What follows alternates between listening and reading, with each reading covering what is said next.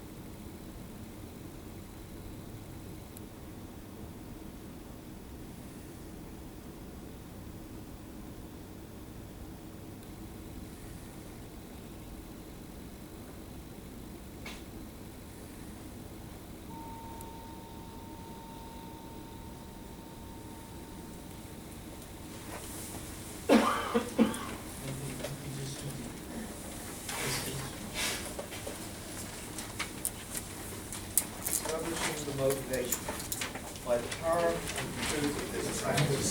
May all sentient beings enjoy happiness and the cause of happiness. Be free from suffering and the causes of suffering.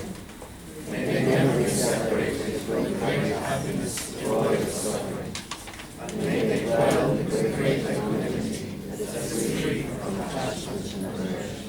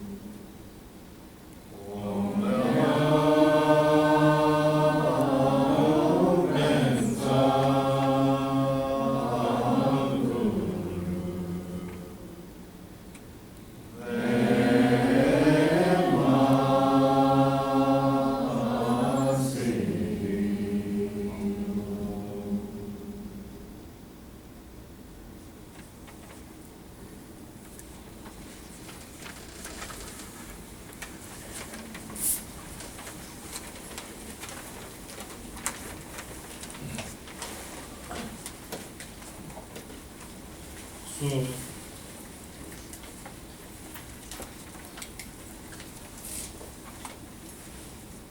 we discussed on the four immeasurables. You can say one part of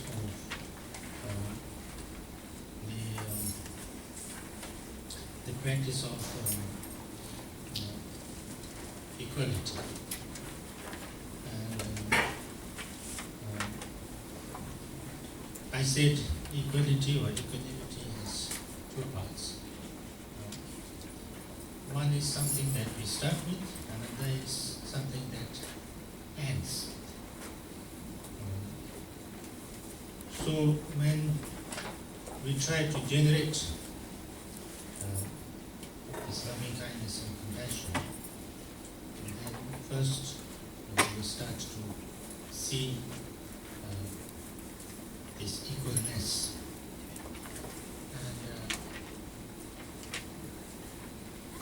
And another thing which I think I want to mention, especially from the Buddhist perspective, is that the uncertainty of near ones and far ones. That if we believe in the life after life, then there is no certainty that the one who is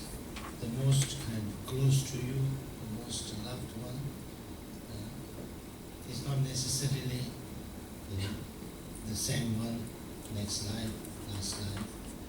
So it is also possible that the person who is most annoying to you can be somebody who was very close to you and very loving to you last life. So therefore, it's also very uncertain, and so the enemies and friends are not certain. An enemy can become friends, a friend can become enemy, and even in this life. So therefore, it's not the thing that I have to only love these people because they are my friends, not the other people because they are not my friends, like that. Then I would like to go on to the next one, which is what we call as which is actually usually discussed as the first, loving kindness. And before that, maybe I should just mention this the Bodhisattva's aspiration of the immeasurable, limitless kind of four limitless intentions, four limitless kind of compassionate, limitless ways of looking at people, or wishes, you can say. This is very much related to this. These are that I wish that people be free from all the kind of sufferings. Freedom from suffering is since it's my own most important wish, so that is the wish of other beings too.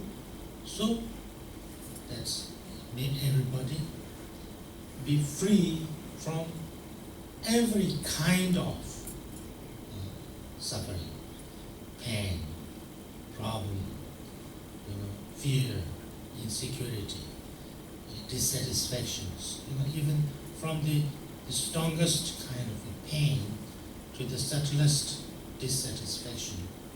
May all of them, may all the beings be totally free, completely free of them. That's the first kind of limitless wish or aspiration. Second is, now this, that I wish all the beings free from suffering is not only for the people of this land or people of this world, or not only human beings, but for anybody and everybody throughout the space, not leaving anybody behind. So total everybody. That's the second kind of limitless. Limitless of freedom from suffering, limitless of the people, all the beings throughout space, nobody left behind. The second. Now the third one is that not only that all these beings be free from all kinds of sufferings, but may they all attain the most highest, most best, excellent state of joyful happiness, complete kind of whatever you can call it, well-being, that they may get the best. It's not like I may get the best and then others a little bit okay. It's not like that, but I wish them as much as happiness as I wish for myself. The best possible happiness, the best possible well-being, the most kind of the supreme one. That's the third. And then the fourth is that I wish all the beings free from all the sufferings and have the highest and the best and the supreme happiness and well-being, not just for a short time. Not just for a short time. I don't want just them to have a picnic. I want them to have that all the time, permanently, all the time, without any time limit. So when these four kind of limitless wishes, limitless aspirations are genuinely in your heart, then you have a limitless compassion, a limitless, at least, aspiration. So this is, I think, important to understand, and this is what we try to generate in ourselves. That kind of good wish, aspiration, positive thought. Sometimes we call it bodhicitta. It's good to generate in our mind, because if that becomes our drive or the motivation of our life, then we cannot do anything negative, really. Whatever we are doing has to become something compassionate, something positive, something beneficial, something that's kind of useful and purposeful. Because what I do, what I'm doing is not the what I am doing is not the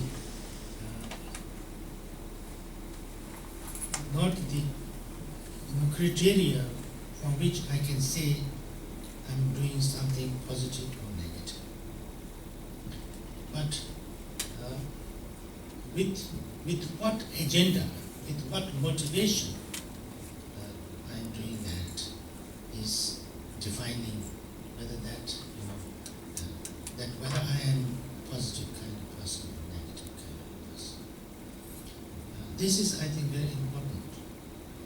We always talk about motivation and aspiration in Buddhism, and sometimes people a little confused, and they say that motivation, what is so important for motivation? They can have good motivation, but they can do lots of bad things.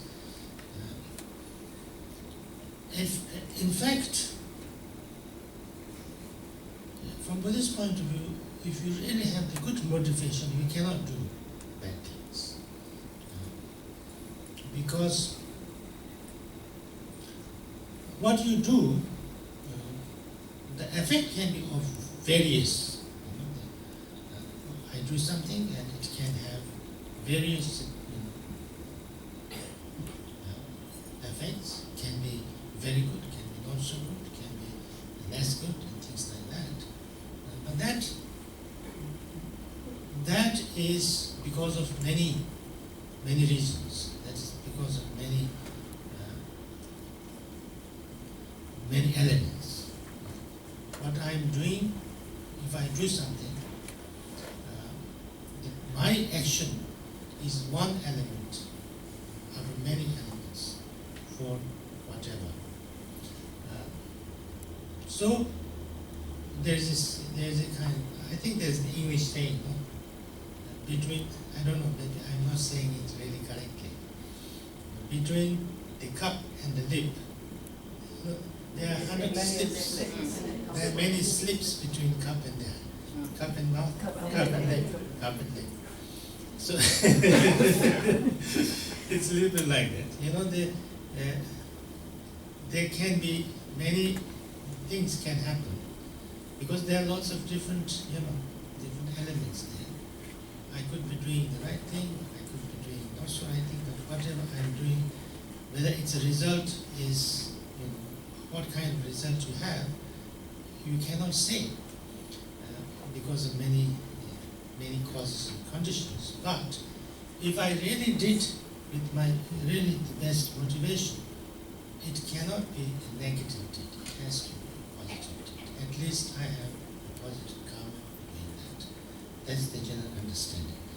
So therefore, but if my motivation was wrong, my motivation was negative, then even if I seemingly did a very good thing, it cannot be positive. It has to be negative. The example is, when we talk about motivation here, I think I should use another word because sometimes this is creating misunderstanding. I've seen. Maybe I should say agenda. My intention, my agenda. Like say I'm giving a Dharma talk here. Is it a good one or a bad? Am I doing a good action or a bad action? You cannot say, only I can say. Because, if my motivation was, if my intention was that, I want to give a Dharma talk, and then, exploit these Irish people, I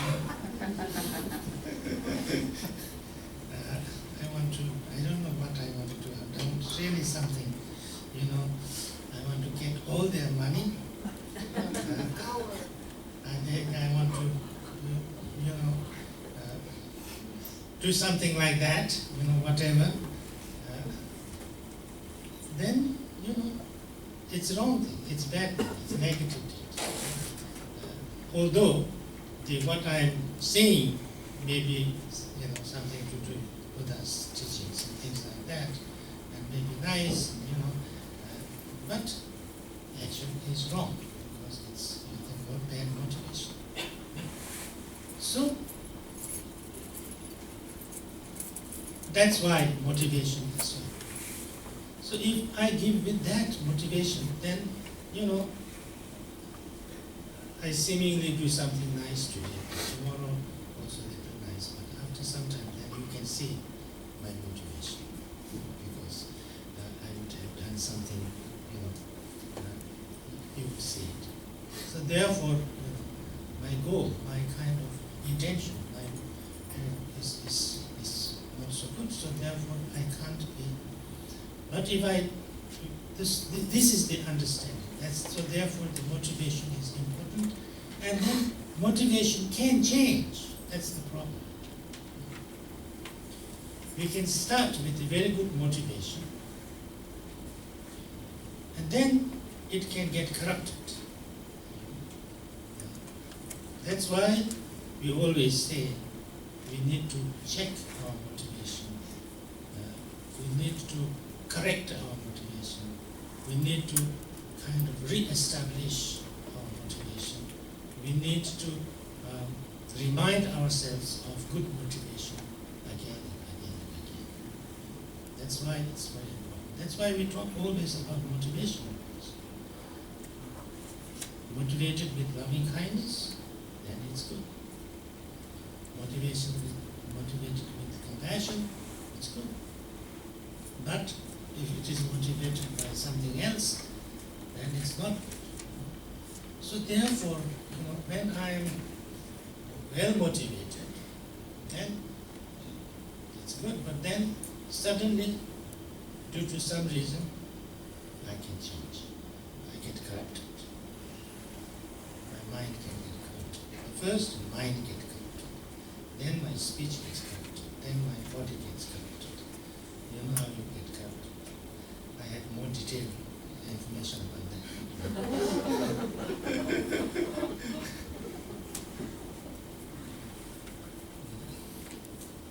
That's right. Maybe I shouldn't say this.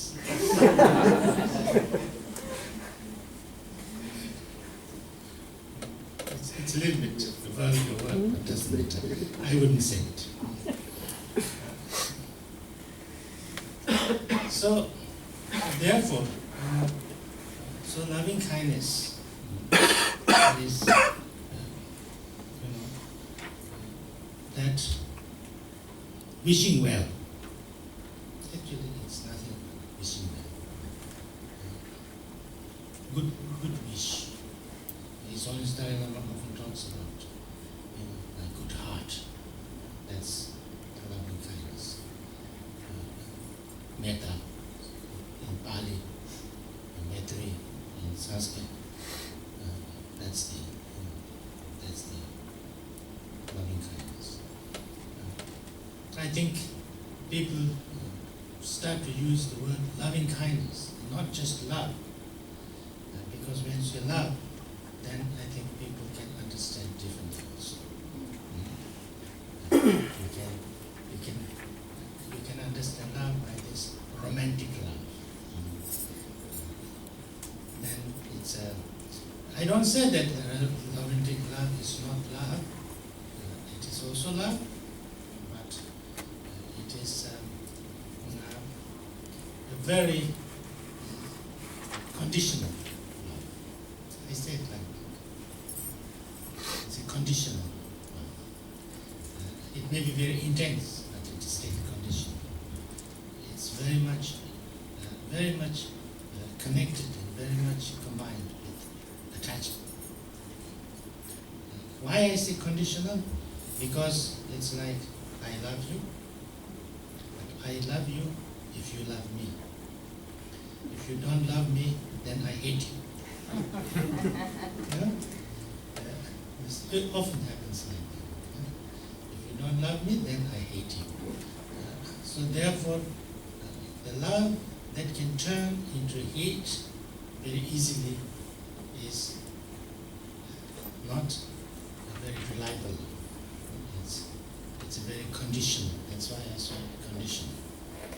If you do this for me, then I will be loving you. But if you don't do this, then now this loving kindness, when we talk about, is not like that. It's not supposed to be like that. It should not be like that. It should not be that conditional. It should be more unconditional. When you talk about unconditional, that means, I'm not expecting anything back. I'm not doing it in order that I'll get something back. I'm just being nice. I'm just being kind. I wish well. I don't necessarily need to do something also. I just wish well. I have my heart is kind of, what can we say, feeling benevolent, maybe that's what we have said. My heart is warm feeling, benevolent feeling, good wishes. That's loving kindness. So this is very important to generate, because if we can generate that feeling, we become necessarily happier.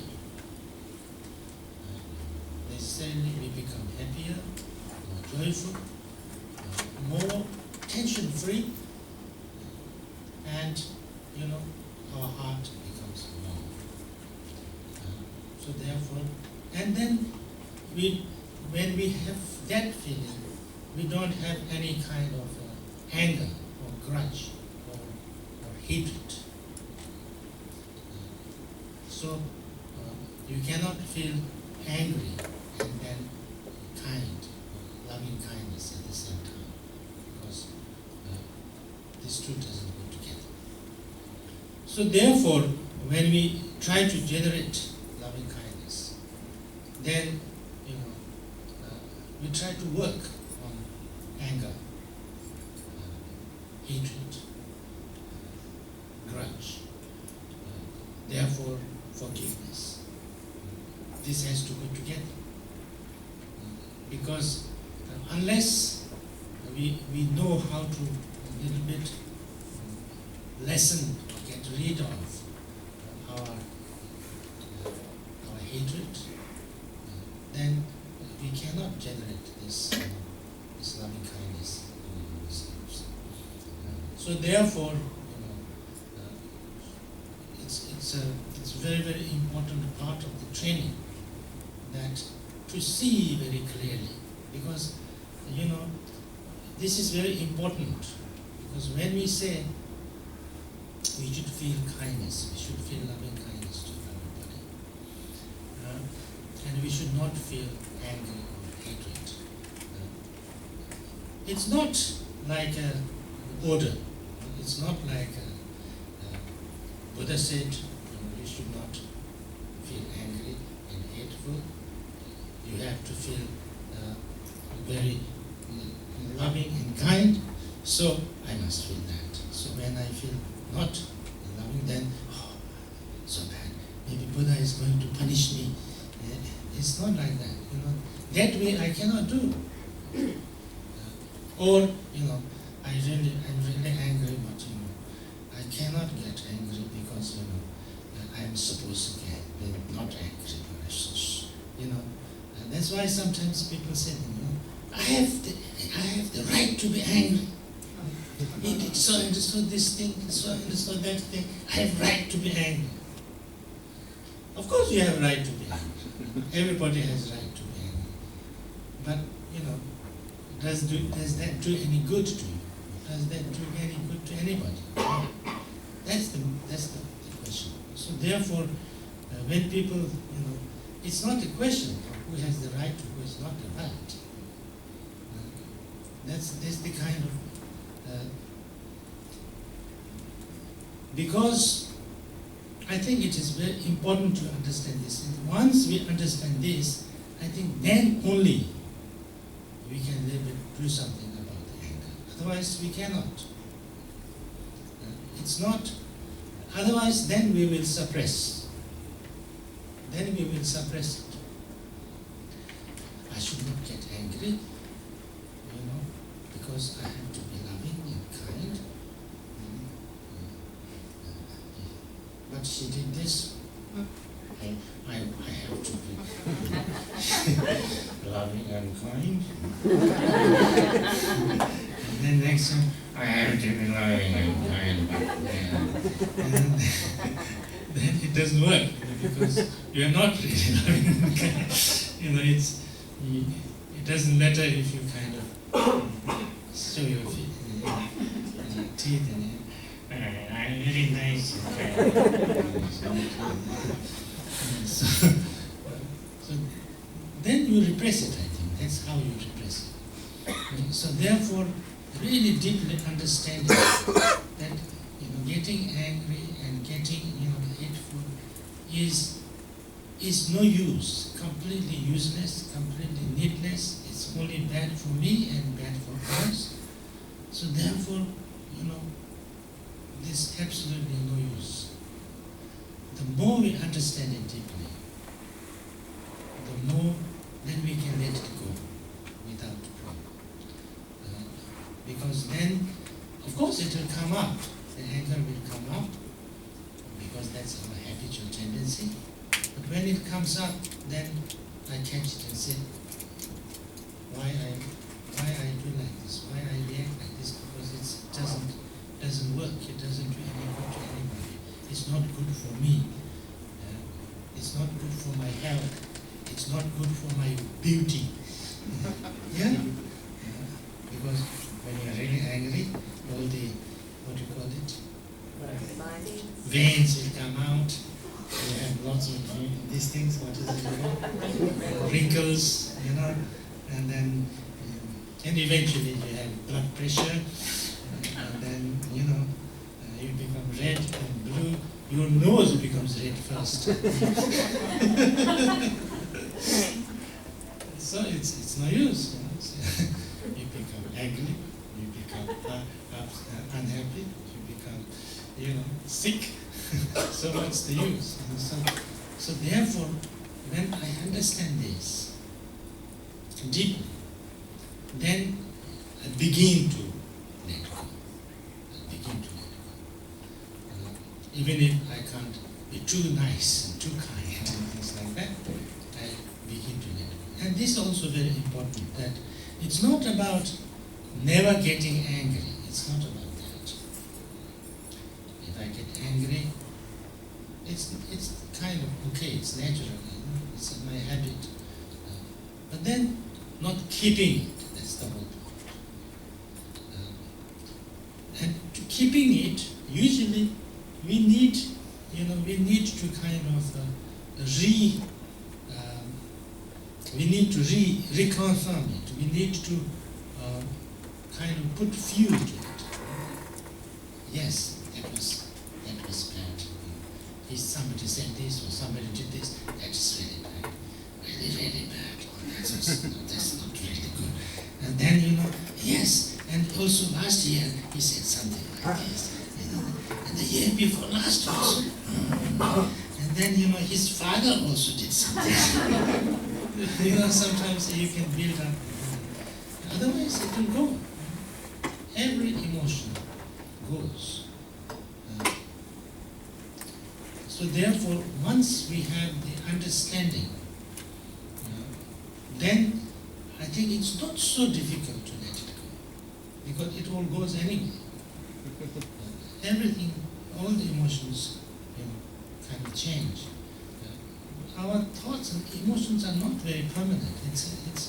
We think it's kind of there lots of the times. Especially if we go through a certain situation, then we feel it's there all the time. But actually, it goes. And of course, it can come back again and again and again. But we need to kind of reconfirm it. We need to kind of think about it again, and we give more fuel to it. Otherwise, if you kind of, you will see it. Everybody knows it. If you have a strong emotion, even anger, if you wait in a few minutes, you want to react in a different way. So like somebody says very bad thing, then you want to reply, or somebody sends you a bad email,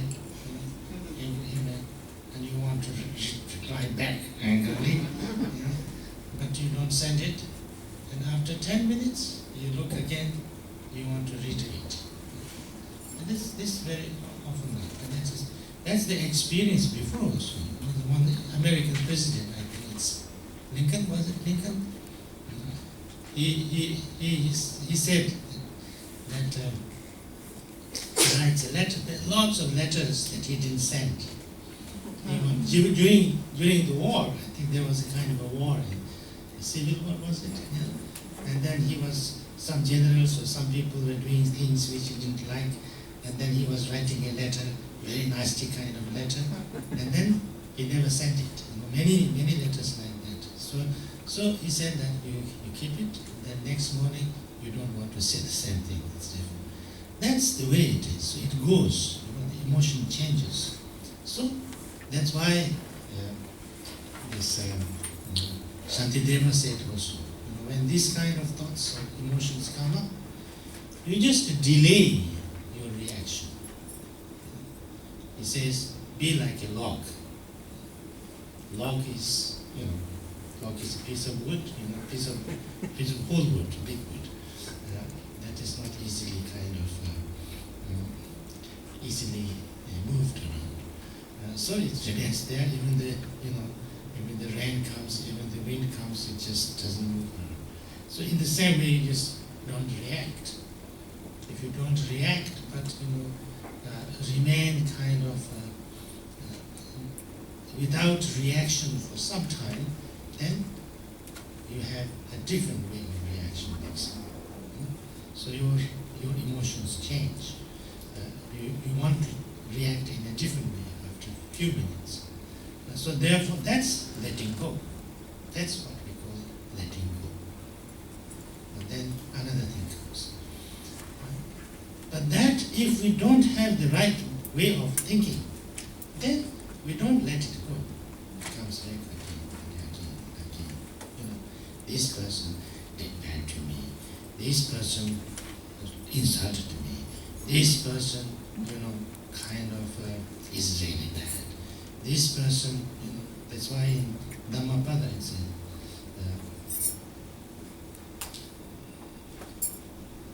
this person don't this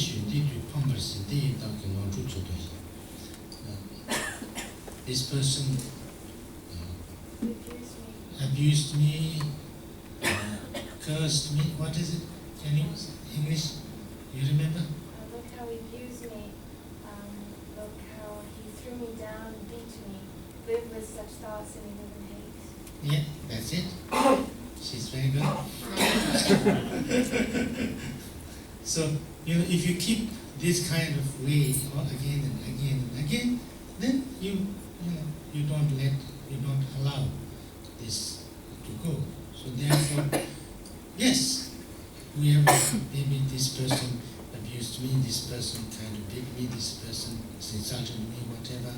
But if I keep on being angry and upset and miserable about that, that's not going to help me at all. So I need to start to feel joyful, happy, loving, kind, and happy, and not allow those kind of feelings to occupy my mind all the time.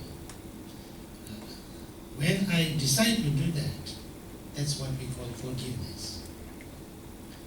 Forgiveness is sometimes people misunderstand it.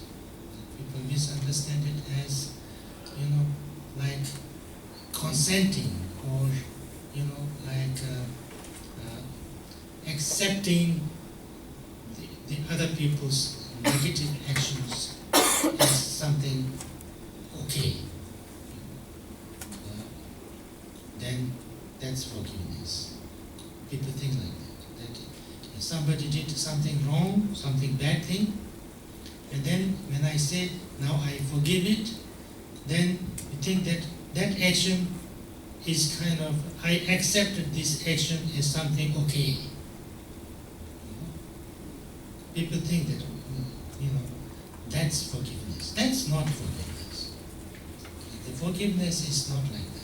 Forgiveness is, okay, that action is bad, that I understand and I accept. There's nothing wrong, nothing, it's not that that action is good, even if I forgot, that action is bad. But I don't want to keep on to that. I don't want to, kind of, what can you say? I don't want to live with the effect of that action on me all the time. I want to, I want myself to be starting with a different, free from that result, free from that effect. I don't want to be kind of imprisoned in that experience. I want to start a new and fresh and positive way of experiencing this. So I want that to be past and past. Let it pass, let it go. I'm not holding on to that experience anymore. That's bad, but I don't want to hold on to that experience. I want to start a fresh, positive experience. That's forgiveness. So once you forgive, that means, it's not forgetting. You don't need to forget. But you don't need to experience the same pain and same, anger and same kind of negative experience yourself. You refuse to. You refuse to go on experiencing the same pain of abuse and all these things anymore. You kind of let go of that and start fresh. That's forgiveness. So, in order that I can be, loving, kind, compassionate, and joyful, I need to do that. If I can't do that, it's not possible for me to be, joyful, to be, kind and compassionate and peaceful again. So therefore, this is required. This is necessary. This, because otherwise I keep on suffering needlessly, you can say. Because if somebody did something wrong and I should suffer all my life on this, that's not right. If somebody did something wrong and then I have to suffer all my life, how can that be? That's illogical. That cannot be. That should not be. If he suffers, that's okay. So from Buddhist point of view, from karmic point of view, he will suffer anyway. Even if I don't do anything, he'll suffer. That's okay.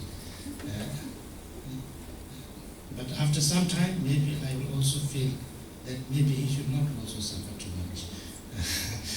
And he should get rid of this, not doing this kind of negative actions. He should stop doing it. That's even better. But anyway, that's another matter. But I should not go on suffering the consequences of somebody's negative actions. So when that understanding happens, then I forgive. And once I have forgiven, my mind is lightened up. That kind of heaviness, negative emotions, that's this kind of, I have cleared it. So with that kind of understanding, then I try to generate more and more, this loving kindness, the good wish to people who are kind and nice and wonderful to me, and then I also try to generate more and more to other people. That's how we start. First, we start with the most loving person or most kind person to me. That person, how he or she feels to me, and how I feel towards that person. Very kind of wish well, completely, wanting all good things for that person, being very grateful to that person, really loving and kind, and we need to exercise that feeling. And then when we can exercise a little bit, when we can feel that a little bit more, then we extend it to some other people who are more similar but not as close as that person. And then slowly, when that becomes a little bit stronger and clear, and I can feel that more in my heart, then I extend it to even more people. Then like that, then I can extend to all the people in Dublin. May all people in Dublin be very, have no problem, have all the good things, and feel kind and compassionate and loving. And then I extend to all people all over the world, all the human beings. And then I also slowly extend it to people who have done bad things. Because all those people who did bad things, negative things, harmful things, are not necessarily bad people. They are same like me. They just wanted something good for me and my people. And thereby trying to get that, then maybe at the expense of other people. So therefore, really what they wanted was something good for themselves. But then they, either out of ignorance or out of circumstances or out of fear and attachment, then they did bad things for others as well. And that's how most of the bad actions happen. First started with something good also, and then becomes sometimes get corrupted, sometimes circumstances happens like that, and so then they do bad things, and then bad action that they've done brings pain and problem and suffering to themselves, now or in the long term. So therefore, they are not object of anger and hatred, they are actually object of also, pity and sympathy, because they're going to suffer. They're going to suffer the consequences of their own negative actions.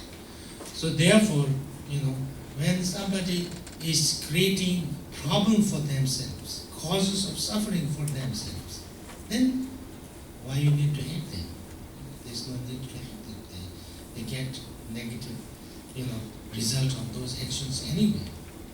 So this way, then if you can try to try to extend a little bit of compassion, a little bit of kindness, or some kind of, benevolent kind of intention to them also. They feel that I wish well to them. I wish well to them. I wish well to them. And then even those people who are directly kind of harming me, as I consider as my enemies, or somebody who is very, doing negative things to myself, which is usually the most difficult part for me to be nice and kind. And then, because they are also like that. If somebody is, if you really look, they are also same like me. They are exactly like me, as we discussed before. And then when I understand that, then their action that is harming me or doing something not good for me also comes from sometimes because they are in that negative emotion. Under the most of the time, under the influence of a very negative emotion. Whether it's too much selfishness, whether it's too much anger, whether it's too much greed, or too much, ignorance or misguidedness, something like that. And that's why they do that.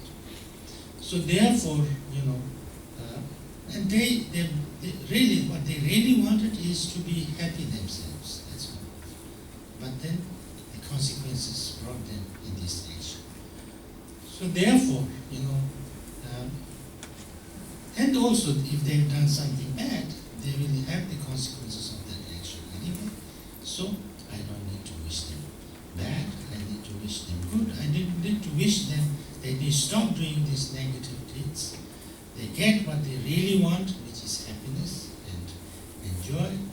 And, and when I see that they are under the influence, under the kind of, they are doing these things because they were, under some other influence, negative influence, then sometimes I don't need to be angry with them also. Because, in one section of Bodhisattva, it is said that if somebody hits you with a stick on your head, to whom you are going to be angry at? To the stick or to this man? He says, of course, to the man, because stick is just a tool. Then he says, in that case, then, why you are angry with this man? Because actually it's the anger which is behind. This man is just a tool. Because, so you have to be angry with the anger, not this man, because it's like a stick and he just couldn't hold it. The anger made him do that, and so if you really has to be angry at somebody, you have to be angry at the anger. And so if you have to be angry at the anger, then it's your anger is same as his anger. So you have to be angry at your anger. So if that is the case, you don't need to be angry with this person who hit you on the head with a stick. So that's the kind of logic, I think it's, if you think a little bit strongly or deeply, it is like that. Because people are just, negative emotions kind of overpower them. And then most of the time when people did negative deeds, afterwards they regret. They regret because they've done something which is, causing problem to others and themselves also. So therefore, it's very difficult. So therefore, when you understand like this, when you think like this, it's very difficult to find somebody whom you hate, who can you hate completely. There was, there was this. I think it was an interview with the His Dalai Lama. Once they were saying, "Do you hate Chinese people?" He says, "No, I don't hate Chinese people." And they said, "But they did so much bad things to Tibetans." But he says, "No Chinese people. Nobody did anything. Yes, anybody who did something is because he was, forced to do that because of the system, because of the, all these things. So if you have to find one person whom you have to really hate, you can't find one person whom you can really hate, because everything is happening because of the circumstances and things like that. So therefore, you cannot hate anybody. So this is, the actions, there are negative actions and positive actions. And the negative actions you can denounce. That's not a good thing. You can kind of fight against. You can but people, you don't need to hate anybody. There's no use hating anybody. There's no need to hate anybody. So when that understanding becomes stronger, then it becomes easier to extend that loving kindness to everybody. And the more you can do that, the more, you get peaceful, more peaceful. Mind becomes more peaceful, more settled, more relaxed, more less anxiety and things like that.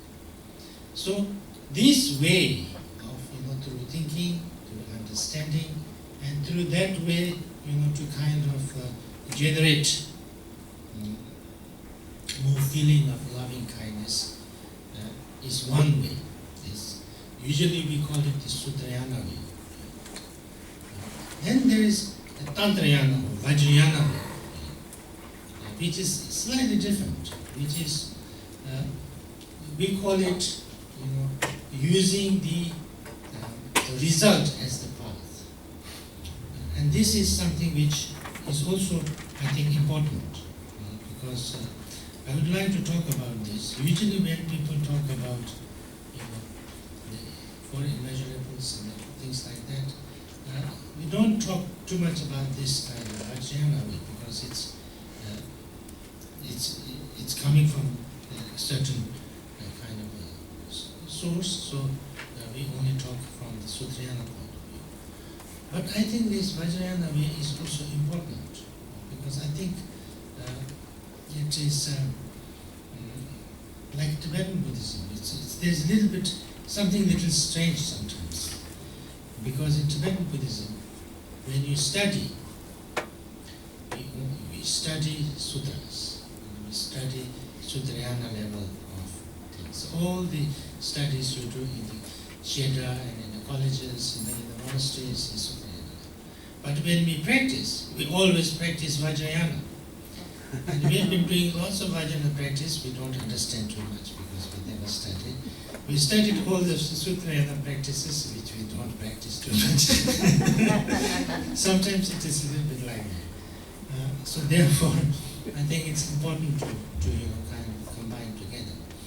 So in the Vajrayana way of doing this, then we use the result as the path. So therefore, like for instance,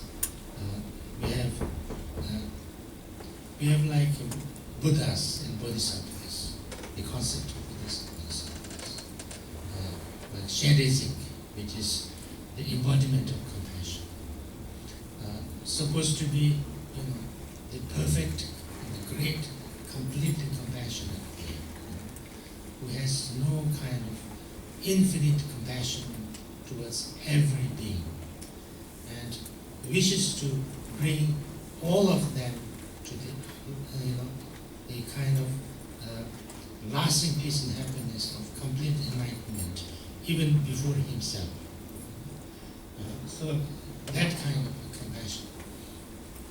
And because of that kind of compassion, then naturally he became wise and became enlightened, but still acts as not enlightened. So we can think about that kind of a person. And then, when we can feel that kind of a person, and our mind is occupied with that kind of, what sometimes we call, unacquainted friend, somebody who we don't even know, but who is a true friend to me, always wanting to help, always help. When we think about that kind of a person, then we have to feel, the more we concentrate our mind on that kind of person or that kind of feeling, we have to feel a little bit of that kind of feeling.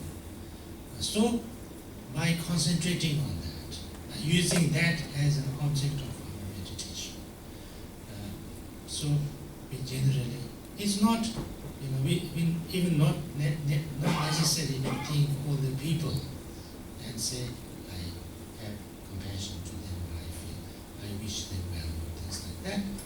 But I kind of, it's a different way. I feel the unlimited compassion that person in front of me. And then I try to experience that person's feelings. So with that, I kind of learn to generate that kind of experience of limitless, kindness and compassion. So I relax in that, in the kind of grace of that kind of feeling the person's well-being. That's one thing. That's one way of generating the loving kindness in me. Then it can continue. It can continue by I feel that like Buddha or somebody Shailajit or a great Bodhisattva or Buddha something in front of me with that kind of qualities, with that kind of limitless compassion and wisdom. And then I also feel all sentient beings together with me.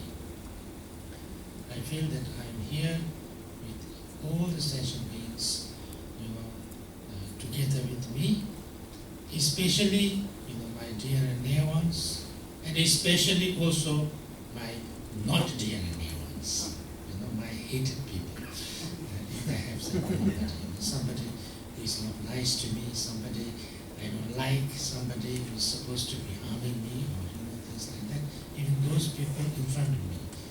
And then I imagine, I feel that, from this enlightened person, or you can have all enlightened person also in front of you with all this wisdom and compassion. Then I feel that their energy of loving kindness, compassion, the energy of transformation, the energy of wisdom comes and touches me and all the people around me, all the beings around me, including my dear and near ones, and including my kind of not so dear near ones. And I feel that all of us become totally purified, all of us, change from being not kind, not,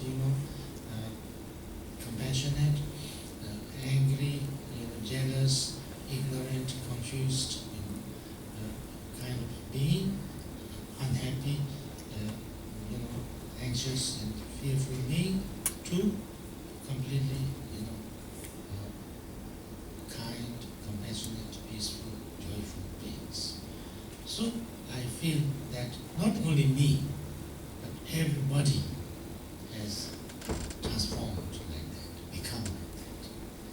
So when I can concentrate on that and allow myself to feel that, the more I can feel that, the more I open my heart towards that experience. And kind of slowly, slowly cultivating that experience of loving kindness in myself. So that's the meditation part of it. That's the meditation part. Exercise, the formal or informal, doesn't matter, way of doing it. And then when I get a little bit of that experience, then I try to carry that in my life.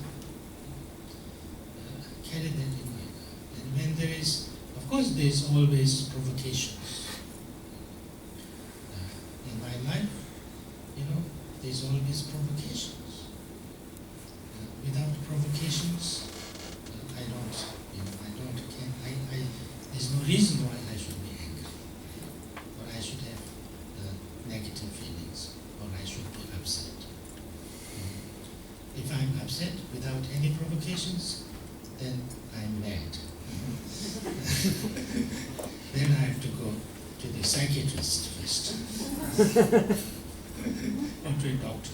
Sometimes you can have feeling because of imbalance of your body. It is said that Tibetans said that. I don't know.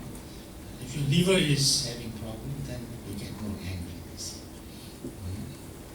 So if you get angry without any reason, go to the doctor and say, "Give me some liver medicine," or something like that.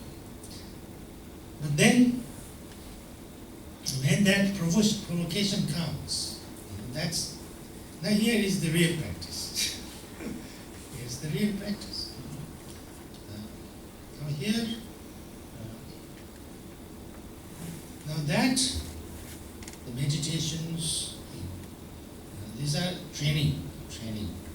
Now real practice is if something happens, and then we start to get angry. Then you say, when your mind, when your consciousness, when your awareness, or mindfulness catches it, mindfulness catches it, that's the time then to use practice. That's the time. And there you can do three things. Not necessary to have too many techniques, because sometimes too many techniques doesn't work. So therefore, maybe only one or two is okay. One is to first to understand like this, to see like this, that this is happening. So, but is it to get angry? I'm feeling angry, but if I feel angry and act accordingly, it will be not good. It will be no use. It will not do any good to me and other person, but I will do something damaging, problematic, which will cause more trouble to me and others. So therefore, if I can let these emotions kind of go, then I can deal with this situation with a more nicer, compassionate situation, with a better way. So I kind of I decide to delay my reaction, or I can think about an intelligent way of dealing with this. Sometimes laughing is a very good way. Laughing is a very good way of solving or transforming an emotion, or transforming a situation. You can easily make something into a joke, a funny thing. You don't have to take it too seriously, because if somebody told me what can I say? You are a fat old hunk. It's supposed to be a bad thing to say, no? But I am a fat old hunk. So I get angry. What's there to get angry? Yeah? Actually, they tell me all the time in Sikkim. Last time when I went, I was a little bit surprised because everybody told me, oh, you become so old, oh, you have become so fat.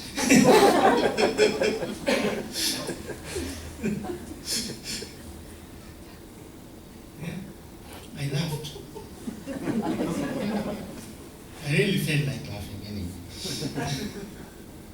I didn't get angry because they really don't mean anything bad, you know, first thing, of course. But, you know, most of the time, it's not really necessary to take it too seriously. Yeah?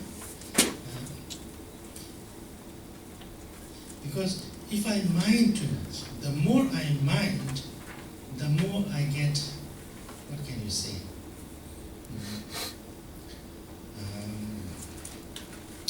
More I get, there's a word. Kind of, yes, yeah, susceptible. Susceptible? Vulnerable. And the more I become vulnerable, you know, susceptible. So, now they say, then I say, if I kind of, are they liking me or not liking me? If somebody says something, does it mean something bad to me or not? You know, if they say, you're a fat old man, so okay, I'm a fat old man, so what? You know? It's not a bad thing.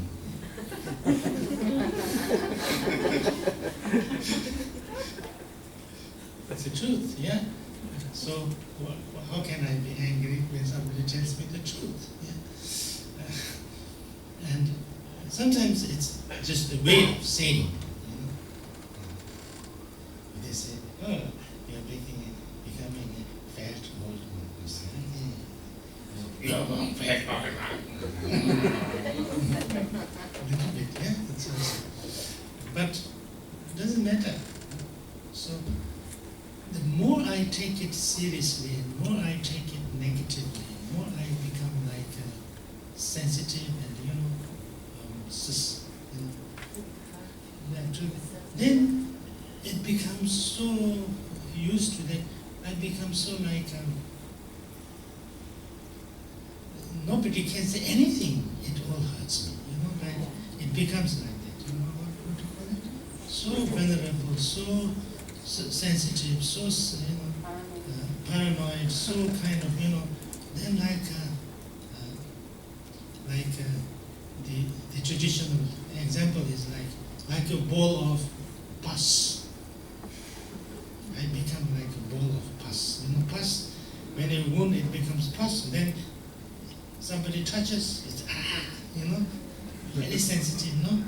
So my whole being becomes like a ball of pus,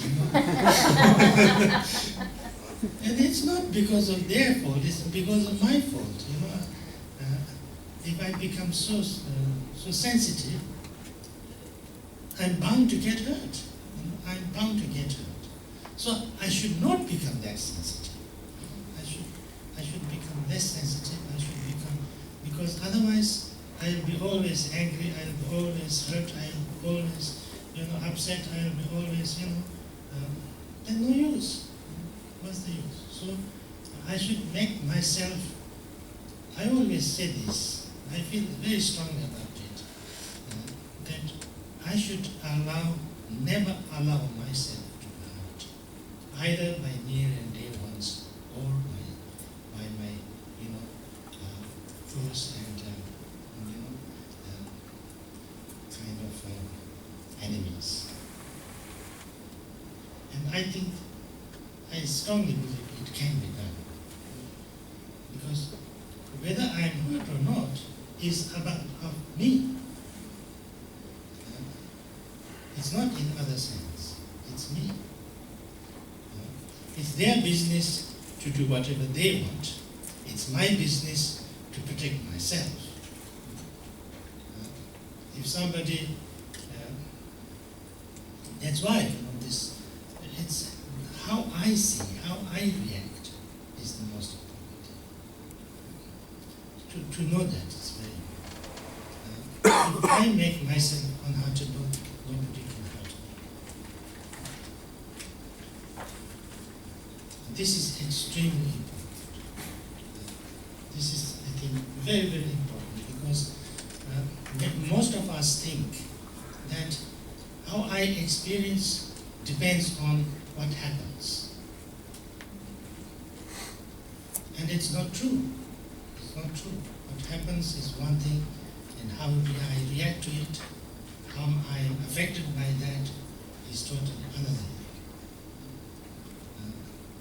So therefore,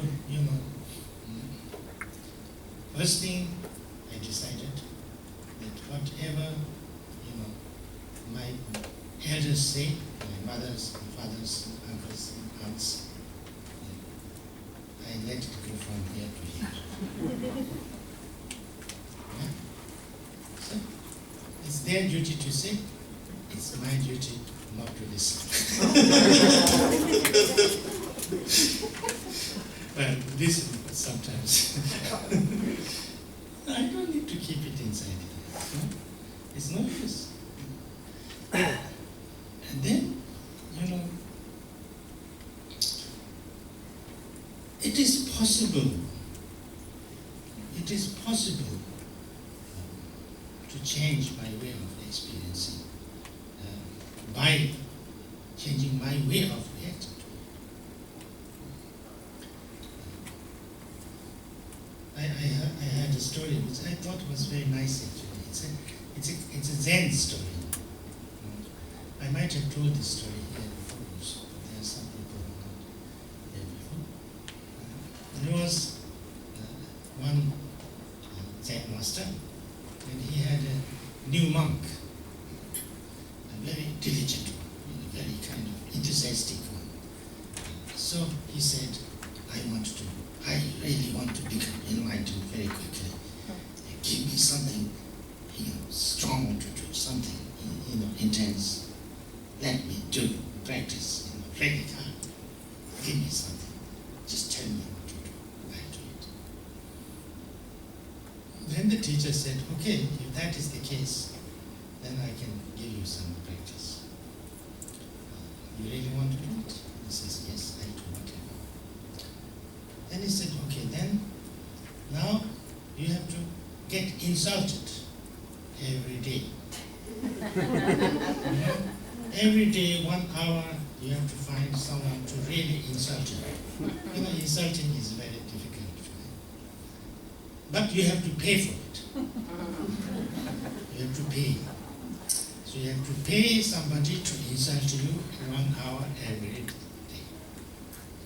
So he had to do it. So he had to find some people to insult him for 1 hour every day. Now it's been going on for I don't know how many months. And then one day he had to go somewhere to the town or something like this. And there was a person who was mad, was crazy. And this crazy person was always insulting people. And then everybody was going to come and hit him or beat him or insult him back or throw him stones and things like that. But he's crazy, so he kept on doing it. So when he saw this man coming, he started to insult him. When he started to insult him, this man went and hugged him and said, thank you so much, thank you so much. He was really genuinely happy. And then this man got a little bit shocked because this reaction never happened to him before. And he says, what is this? Are you crazy? Nobody hugged me like this before. Nobody thanked me. Always everybody threw stones at me and beat me and things like that. Why are you doing this? He said, no, I've been paying for this for the last 6 months. You are giving me free now. So, of course, I am so grateful. So I think the moral of this story is that, we don't want to be insulted. Nobody wants to be insulted. People sometimes die if somebody insults you. They used to do it, and then if somebody insults and say, Oh yes, what you call? Hard. Do it. Yeah, we decided tomorrow morning at 4 o'clock. And then you cross on and then they used to shoot each other. Somebody died. Yeah. So it is that bad. Now, yeah, you know, and it's like that. Inside is very bad. You know, people keep it for life. But then even that, if you're trained, if you had to pay for it, you get it, then after some time you start to like it. That kind of shows that you can train you.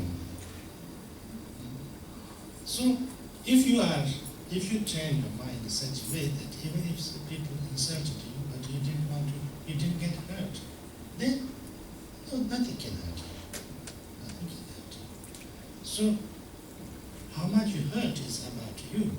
So if somebody says something, it's like that. It's even our usual way. If somebody who is like my enemy says something bad about me, I think it's the same with all of you. I don't get that hurt because that's his duty. It's my enemy, so my enemy has to say bad things, otherwise he wouldn't be my enemy, so it's his duty. But if my friend says something a little bit bad about me, I get really upset, no? Why? Especially my friend, I shouldn't be upset. But it's like that. That's because of the expectations, my expectations. So therefore, if somebody is doing something or saying something that's not nice, but if it is true, then there's no need to do that. And if it's not true, then I can explain it, I can say this. But anyway, it's no use my being hurt because the more I get hurt, it's worse for me. So therefore, when I understand this and when I change my way of reaction, then I can be unhurt, even in certain situations and circumstances where it's.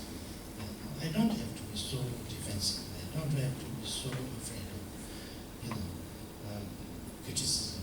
Because sometimes people are so afraid of criticism and things like that. They always, especially I saw this in certain part of the world, that they're so kind of defensive. They just come in a meeting and things like 10 minutes.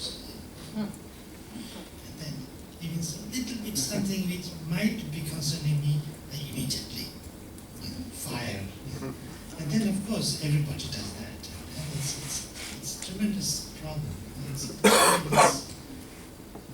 tense. And, it's not nice. So therefore, this is very important, I think, to understand that, to use that in our life. And that doesn't mean, sometimes many people think that if you are not, I think I should stop. If you don't if you're not tough, if you're not like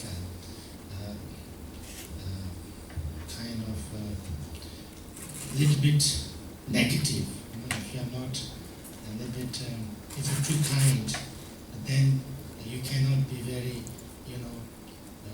cannot be very effective. It's not true. It's not true. You can be kind, but you can be clear. You can be straightforward. You can be efficient. Kind does not mean that you do everything everybody says. Also, that's also I think important. You wish well for everybody. You are kind, but you don't need to do everything that everybody says. Also, that's another matter. You can think. You can decide. And also, because you don't need to too much, I think being kind or loving kind is not that you are afraid that anybody will be upset.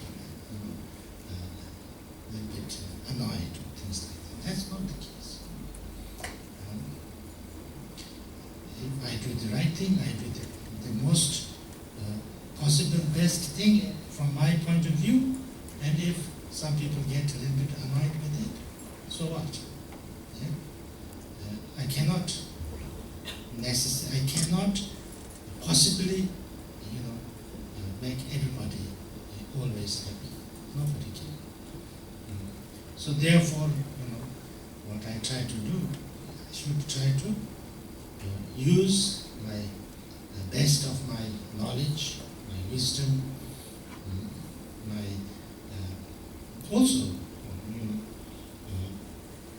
suggestions and ideas of others, and then try to make the best decision that is possible for me.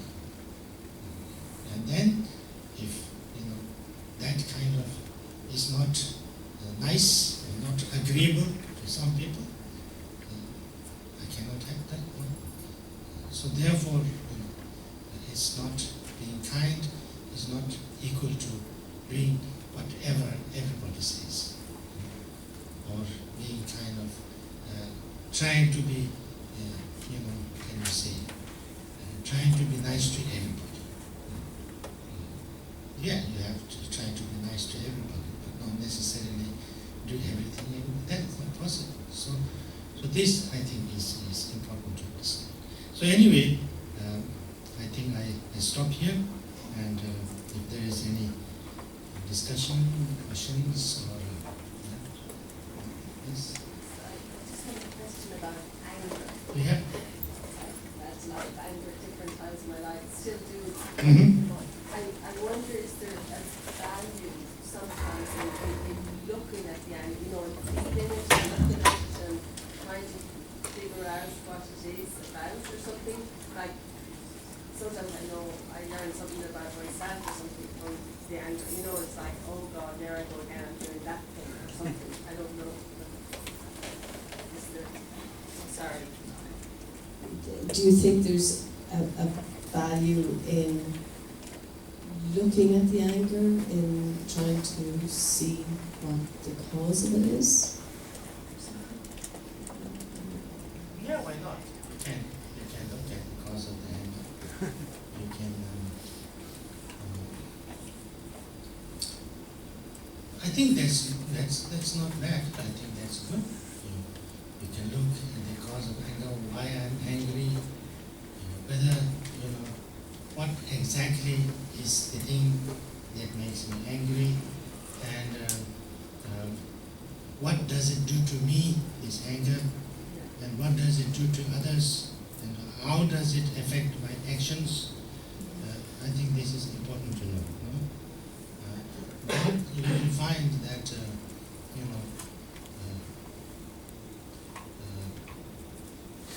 then you will see clearly what it is, and what effect it has, and things like that. So, of course, it's not that all anger is bad. That's not necessarily so. And sometimes you get angry because of compassion or because of concern. Like, if say, like, if your child is doing something that is dangerous to himself, you get angry. You might even beat him, or something like that. But that's not a real anger. It's not really. That's anger, but it's not. It's a good anger because it's just like it's a concern. It's for good. It's actually not anger, but compassion. So therefore, it doesn't really leave anything negative in you. Of course, it might act in a way that is not. You might act wrongly. Also, like you get angry and you beat him, and that wouldn't prevent him from doing next time the same way. Maybe you should have slowly explained why it's then just beat him or something like that. And that's another matter. So But then there's another anger that is, just like feeling hurt, and That's the one that that's stays around. Yeah. It doesn't go away. yes, Yeah. that doesn't go away unless you stop putting fuel in it. And most of the time we keep on putting fuel in it, and then it doesn't go. But it comes back again and again. It's not that it doesn't go, it comes back again and again. So there you need to really think deeply and see that it's not useful to keep on holding on to that, because it's bad for you. Yeah? Because when anger comes, usually it comes as if it's in your defense. This is coming something that's not good for me. I must defend myself. I must get angry and things like that. But at the end, it's more harmful to you than to anybody. So therefore, that understanding, I think, becomes very important.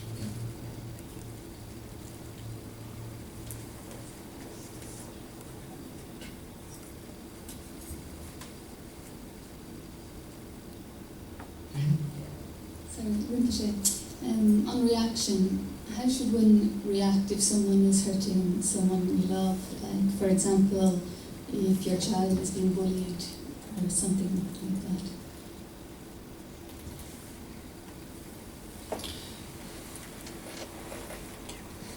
Now, if your child is bullied, maybe there are different circumstances that you might have to act in different ways, but your child has to learn how to act and react, so you have to, you have to find a way to, maybe you can also do something to create the circumstances so that bullying does not happen or less happens. But also you have to kind of create education for your child how to react in this kind of situation, because the mother cannot be there all the time when the child is being bullied, everybody has to learn how to deal with life, So the quicker you learn the child, the better it is. And you can learn it hard way, you can learn it quick way, and also you have to learn how to run away.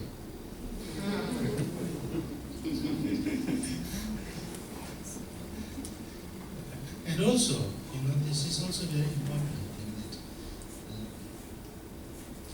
I know from my experience that there are lots of things are the circumstances, the place, the time, the situation. And it's very, very important.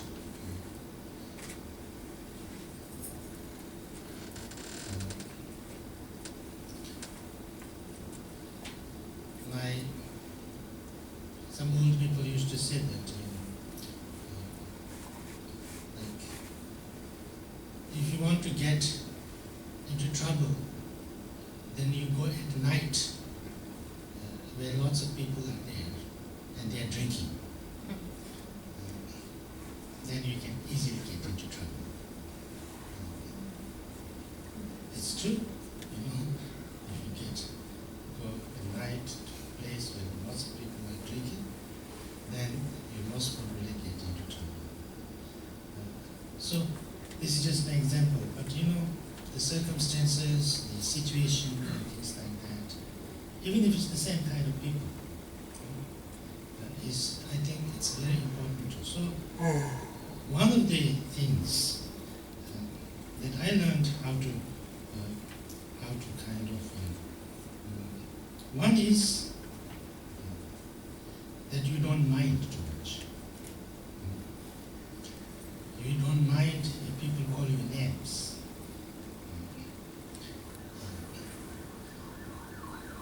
this very early, because when I was very little, first time I went to the school,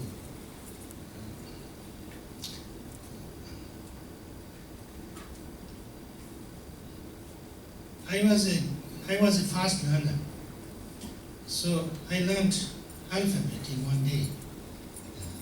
The English alphabet I learned in one day. Although not very good pronunciation, because my teacher didn't know how to pronounce. I had to relearn it after. And then I learned the Tibetan alphabet in 2 days. Even to me it was not enough. So I came from the first class to the second class in 3 days. And like that, I went 5 classes in 1 year. So I was the smallest in the group most of the time. So everybody used to call me names. They used to call me like big ear, mouse, elephant, and even worse things. And then sometimes when I come into the on the ground floor, like this, everybody used to call me names.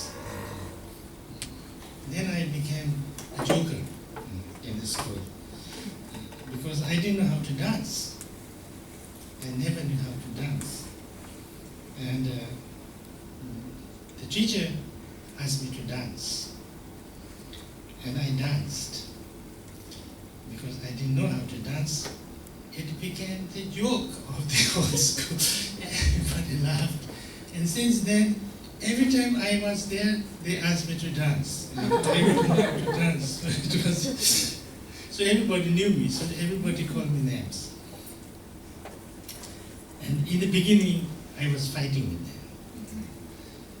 I was fighting with them. I got angry. I was angry, actually, most of the time. But then, after some time, I realized that, to whom I can keep on fighting. How long I can keep on. It's not possible to fight with everybody. Sometimes I beat them, but sometimes they beat me, and it was not nice. So I told myself, it's no use, no need to fight. If they want to call me elephant or mouse or whatever, call me if they're not tired. So I just ignored them, and after some time they stopped because it was not interesting anymore. Yeah. So I think you can learn from the circumstances how to react and how not to react and things like that. And I think it's very important because otherwise, then if you become too sensitive, like bullying, then everybody bullies you because things like that. So I think it's important to slowly learn how to act in circumstances. Yes. Can you offer some advice on accepting the loss of somebody dear to you that's died? Right. Yeah, accepting it. Accepting the death. Yeah. Well, I think it is like this.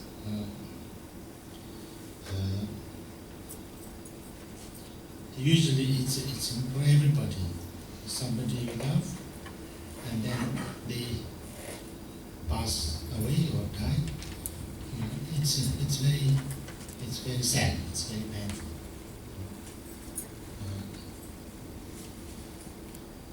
I don't think you never really forget. You never completely and now I'm never sad again. That's, I think, not possible. That's what I think. It's not been like that for me. I never stopped being sad that somebody died and missed. It never happens like that. But accept, you have to. You have to accept because everybody dies. Everybody, who is born has to die.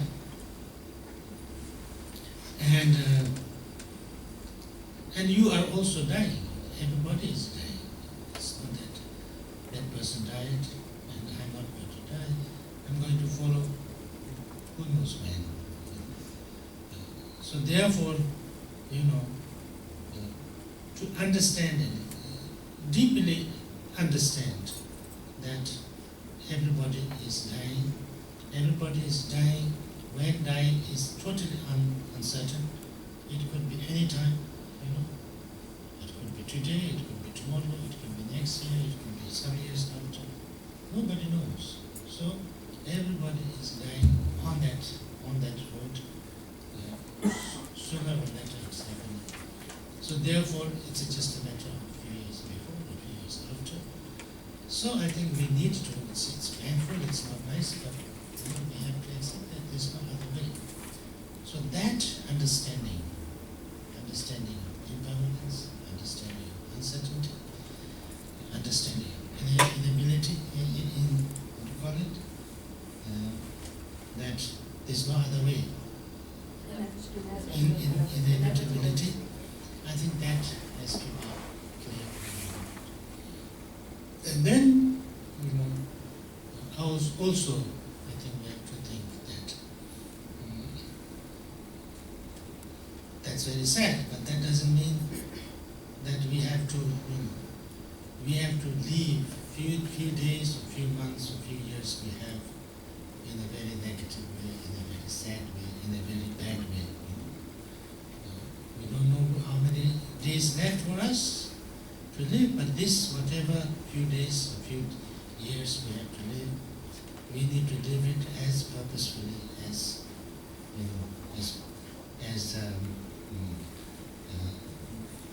kind of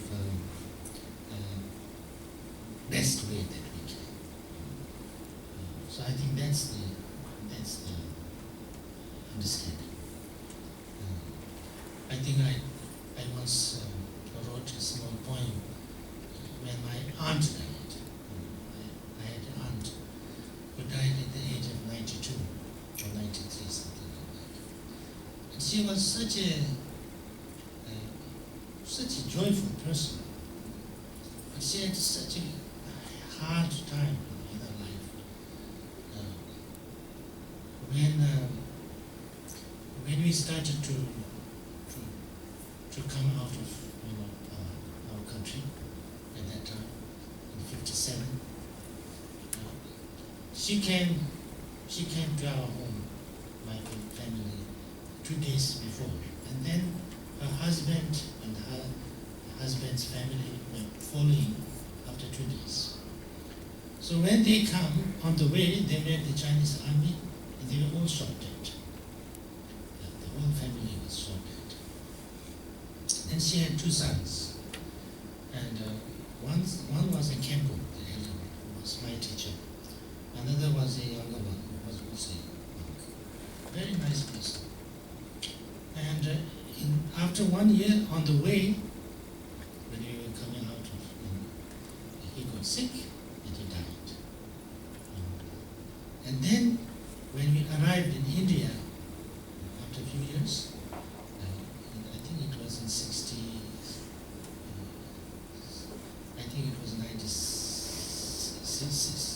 1970, the Kempo, my teacher, got poisoned and he died. Now she's alone, except us. But she lived alone. And she was, of course, sad and things like that, but she was never totally, down. She was laughing, she was singing, she was dancing,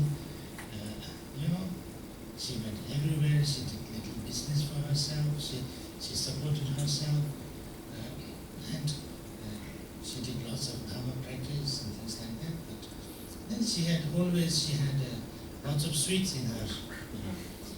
She had Bakugan. So whoever she met, she took up the soup and gave it and then smiled, like that. So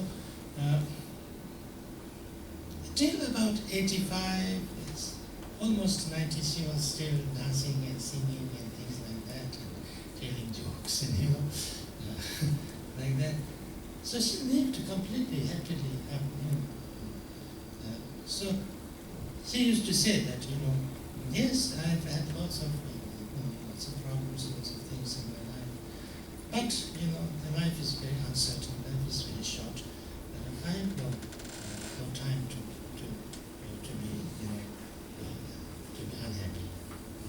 I have no time to be unhappy. So it was like that. So I thought that was a very good example. Very good example. I think it had shared a very good influence on all of us.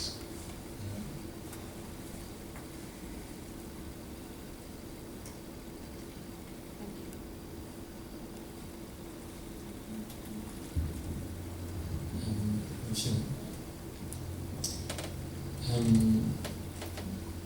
This afternoon you've been speaking about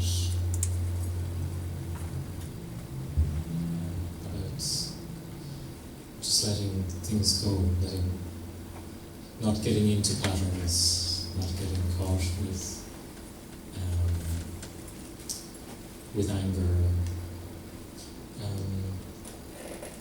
and applying the teachings to allow ourselves to be happy, to allow ourselves to live a happy life. But it seems in the West, where we haven't had these teachings for so long, that there can be patterns and ways of being that have almost been passed from generation to generation within families. And I'm wondering,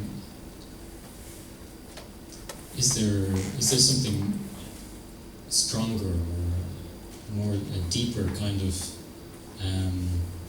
method of meditation or practice that we need to do to actually try and let go of that? Sometimes situations for people are so strong that it's not possible. They don't find it possible to just let it go. It's almost too simple. I wonder if you could speak a little bit about maybe how to work with that level, that maybe slightly deeper level of patterns and habits that are very, very strong.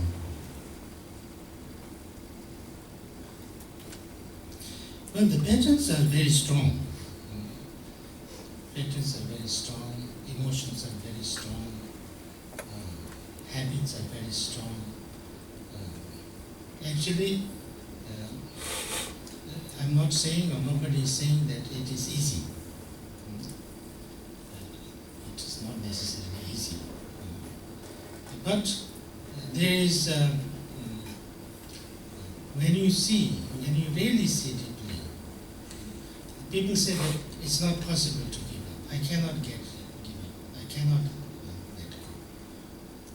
But it's not the question of I cannot. There is no alternative. I have to give up. It's very important to understand that. Because when they say I cannot give up, you kind of saying that in another way, you're saying it's more confident not to give up. That's my habit, and I want to keep that habit. It's like same things saying that those who have the addiction of smoking, for instance, and this it's not possible for me to give up smoking. Yeah. Many people say it's impossible to give up smoking. And then they get like a very bad disease, like cancer of the lungs or something like that, and then they give up smoking. Yeah? I've seen this many times. Because they have to. So when they have to, they have to. Till then, they don't want to. So it's a little bit like that. It's a little bit like that.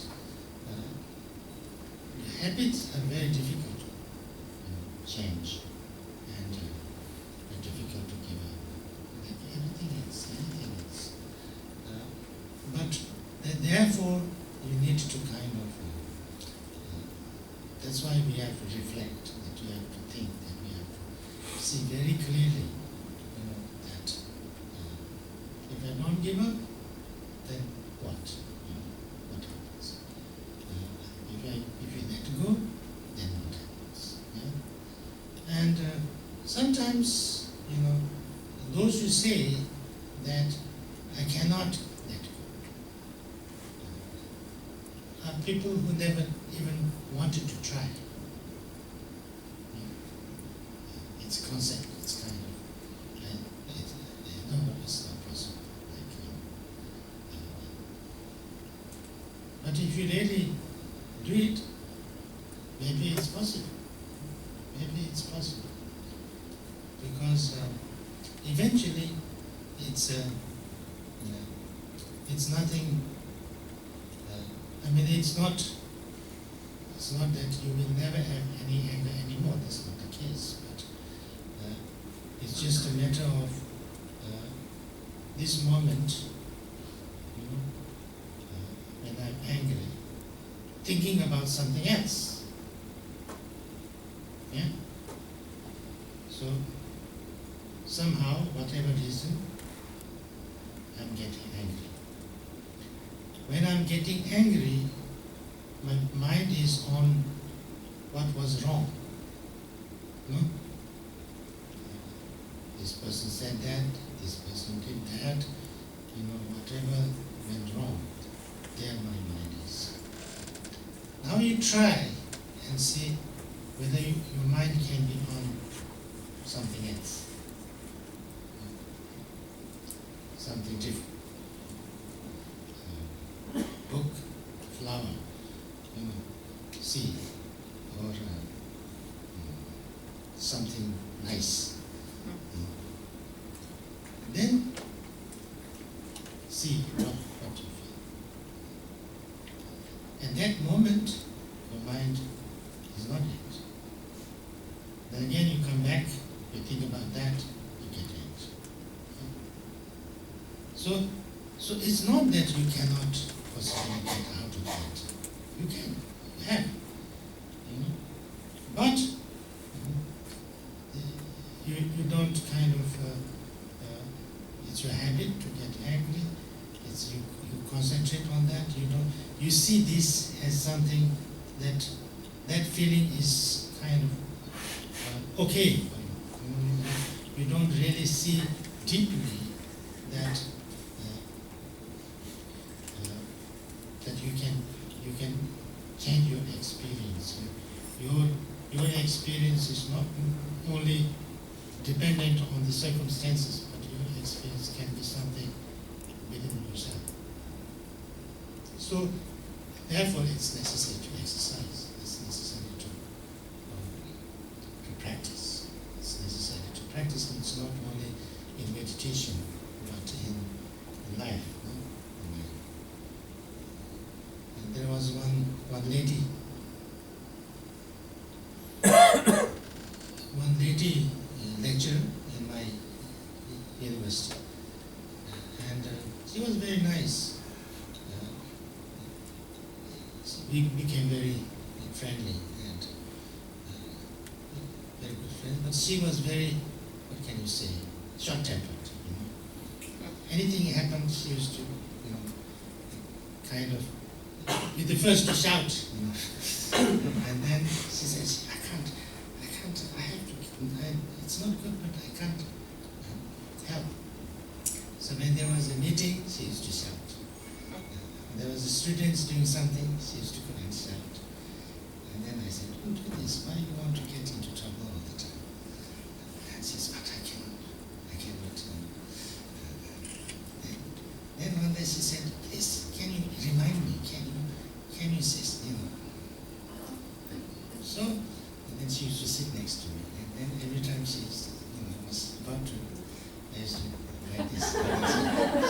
look at me. And then slowly, then whenever she was, even if she was not sitting next to me, she was about to say something and she would look at me and she would stop.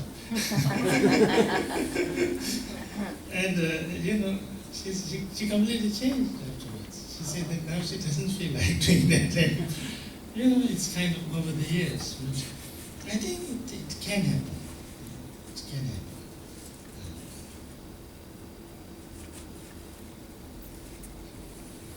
Okay, thank you very much. Yeah, I know, but this is about,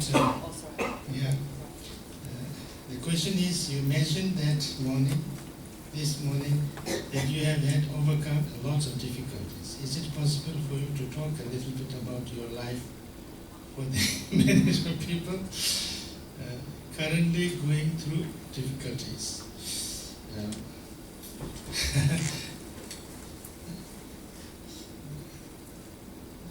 I have myself no difficulties.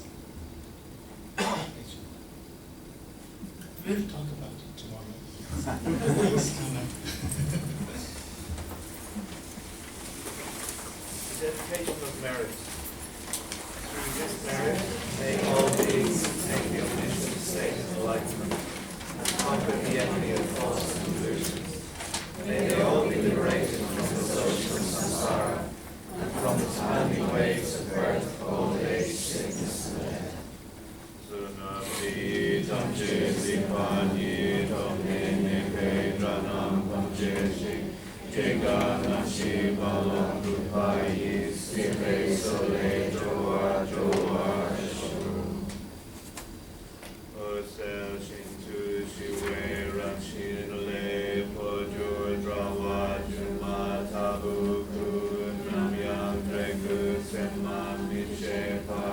Immeasurables.